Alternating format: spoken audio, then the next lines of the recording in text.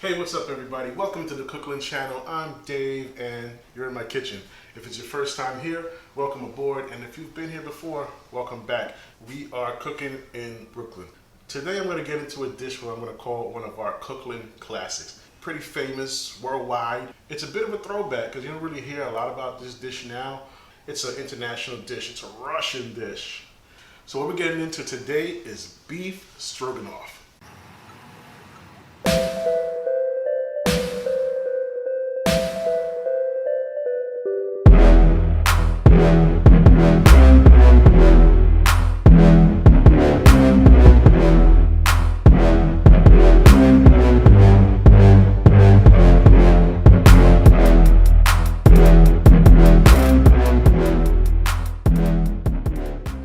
I've got here some steak. I went for a not so thickly cut ribeye. I like the ribeye because it has a lot of marbling, a lot of good intramuscular fat, and it is really a very tender cut of beef. The stroganoff is a stew, but it's not a very long, drawn out stew. So that's why I didn't really want a chance using a less tender cut of beef. What I'm going to do is tenderize this meat even further by physical means. By pounding it out a little bit.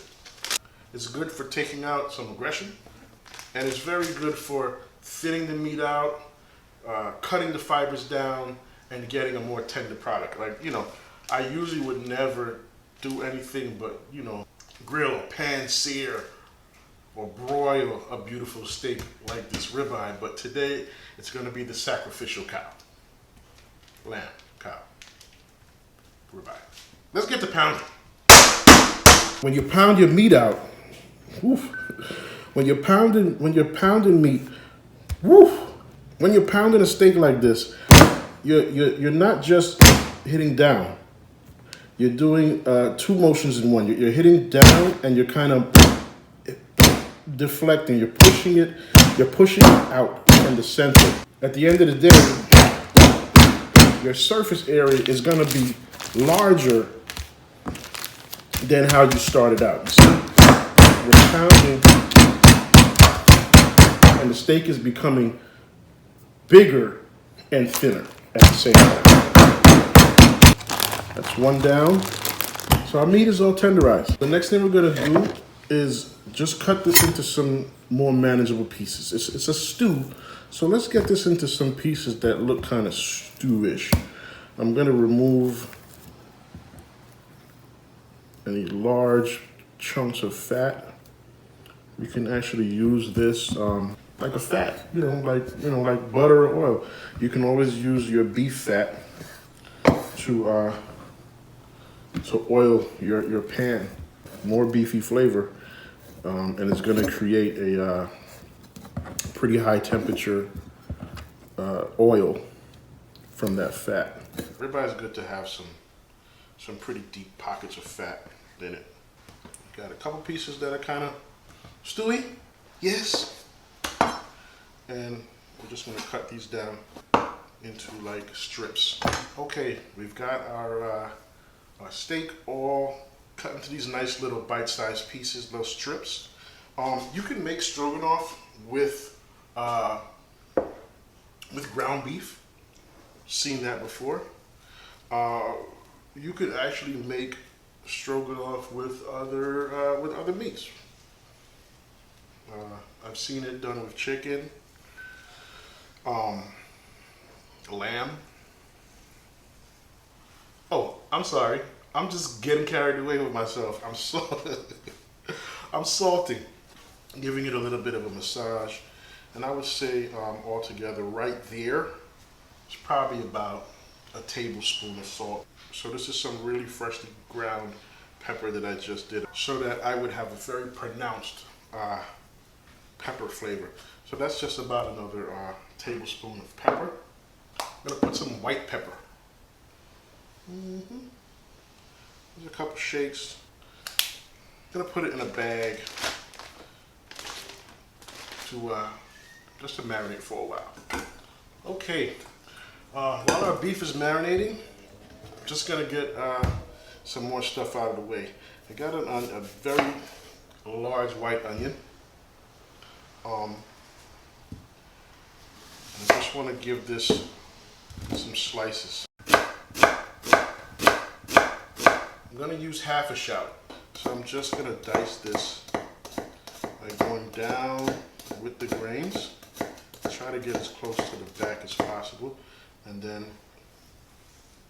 a couple slices across, and then just a nice fine dice.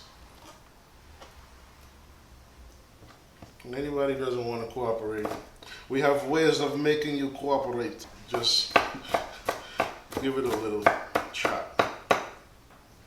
Real nice and neat. To the stove, Robin! Okay, over to the stove side. We're gonna get this beef stroganoff.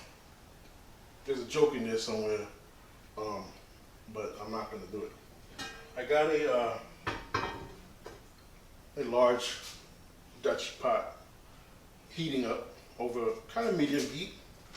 I'm gonna add 2 tablespoons of butter. Let that melt up. And to this, I'm gonna add a gang of mushrooms. This is like two packages of mushrooms. I did a white mushroom, and I did a baby portobello mushroom. And I'm just gonna give it a toss so they can get a little familiar with the butter.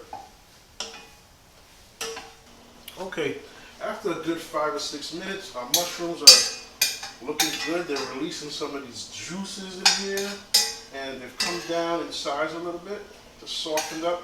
I'm gonna remove these. Next up, a little bit more butter. I'm gonna toss our onions in here. Coating it with the butter. We're gonna saute these for another 5-6 minutes. How about a little bit of salt? Just a couple pinches. A little bit more pepper. Remember that beef fat? Let's just grab a little piece right here. Let me grab 2 pieces. Let's stick it in the bottom of the pan. That beef fat will combine in here and give us a little bit more beefy flavor. Beefy flavor. While our onions are getting situated, let's skip ahead. What we're gonna do is just get our beef back into play. We got a little bit of all-purpose flour. Touch that with a little bit of salt. Touch it again with a little bit of pepper, and just gonna dump our beef in here. The next step, what we're gonna do is brown the beef, and a little bit of flour to help coax that process along will be great. So we're just gonna lightly coat this. Oops. Lightly coat these beef pieces in some flour. Yeah, these are coated up nicely. Just let them chill until our onions are done doing their thing. We got our onions caramelizing really nicely in here. It smells crazy. Onions and butter, or garlic and butter, it's like there's no smell like that. Smells so good, and more importantly, we're building. You see on the bottom here, we're building a nice fond at the bottom here, and all that is going to be flavored. We're going to get all of this fond up on the bottom, from the bottom of the pot, and flavor this stew. So our onions have gone far enough now, and again, we're going to remove these because we want to preserve texture. I'm going to employ a little vermouth, a little red wine, a little red vermouth to help us with that deglazing. And that'll add another little level of flavor and acidity, and it helps, get this. It helps get these bits up. The acid helps get the bits up. So I'm just going to give it a little scrape. All right.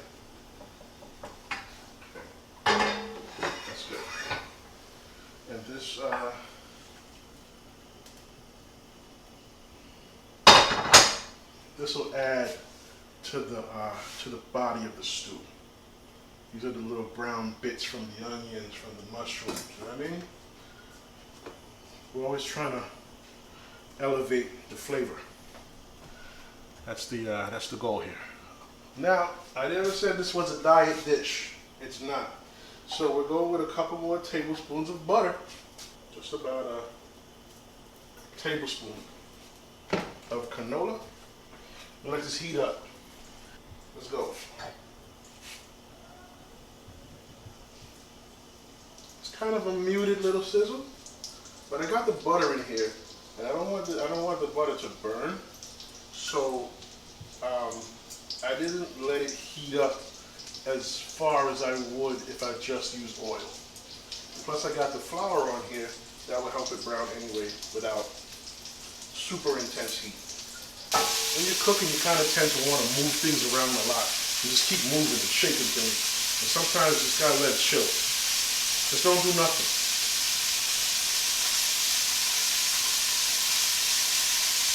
Just watching and taking the smell. See my hand? This one. You want to do something. Stop it. Stop it. Looking good, smelling good. Right now, I'm going to add my shallot.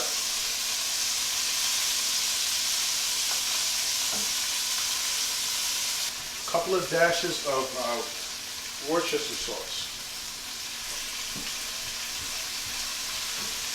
This is a couple cups of beef stock.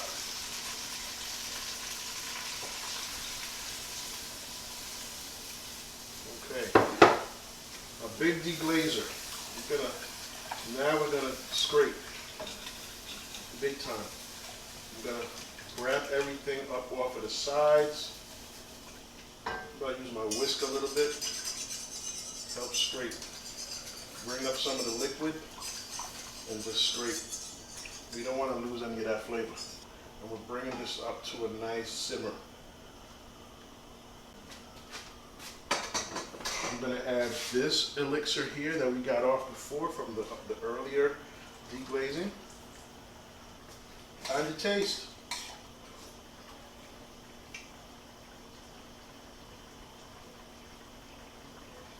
Whoa. That's good. I'm going to put some more pepper. Like I said, I want this to kind of have a nice peppery flavor, the black pepper. And I'm adding a little bit more, a couple shakes of white pepper. And then I'm going to add to this, whoa, what's this one? A tablespoon of Dijon mustard. I'm going to turn it down a little bit because I don't want the beef to get tight. I don't want it to boil. Then it gets, gets tight, gets tough.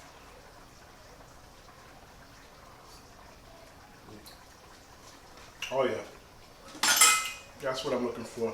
The mustard adds a little acidity. I'm gonna put a little bit more mustard. Somebody doesn't like mustard, but I'm gonna put a little bit more.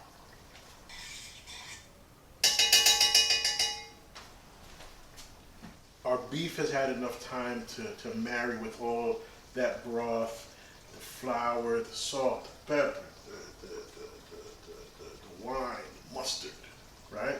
So we're going to reintroduce our earlier players. Here go the onions. Here come the mushrooms. Oh yeah, and everything has a little bit of juice at the bottom here. You know what I mean? This is just a tablespoon of tarragon. Got some parsley. I'm just gonna give this a little chop. I'm gonna add some fresh. Ooh, I got it all. I got it all over. I'm gonna add some fresh parsley to this.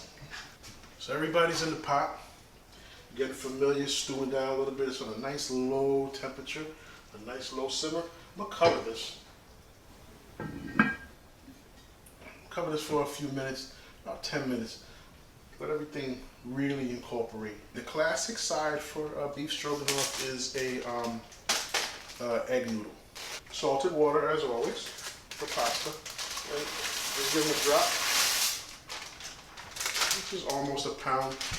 I usually do like a pound, pound and a half of pasta because we're greedy. So I'll drop a little bit more.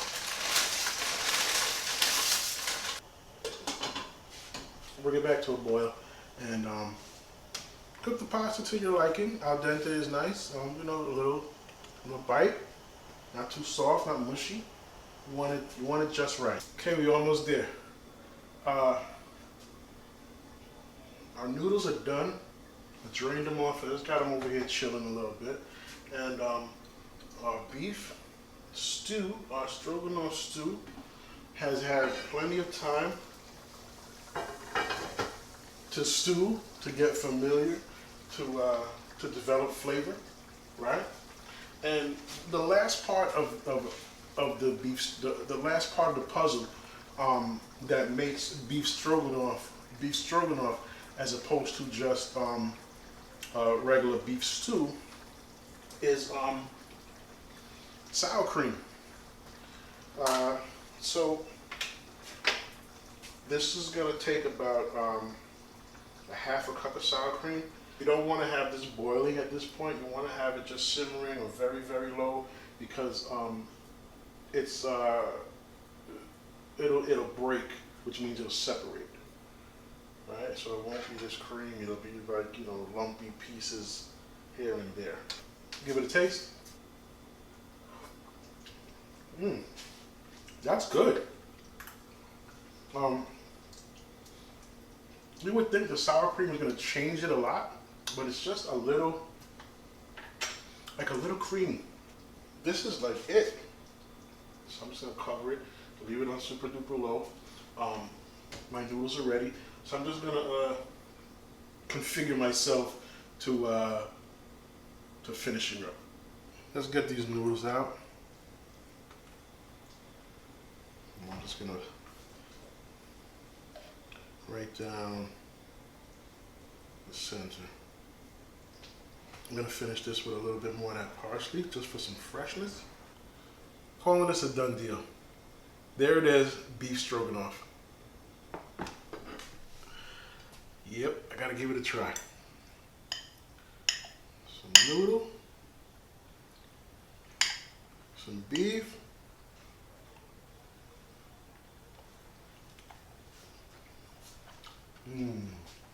I'm so not mad at what I did to this ribeye in order to achieve this. It is the perfect vehicle for this stew. It is so juicy and tender. I hope you enjoyed this episode. If you liked it, please give me a thumbs up. If you haven't subscribed yet, please subscribe. If you make this beef stroganoff, do me a solid. Take a couple pictures, take a little video. Shoot me a DM on Instagram. Shoot me an email. Let's be friends. Let's interact here. You know what I mean? Let's make this space a two-way street. So thanks for watching the Cooking channel. This has been Beef Stroganoff. I'll see you next time.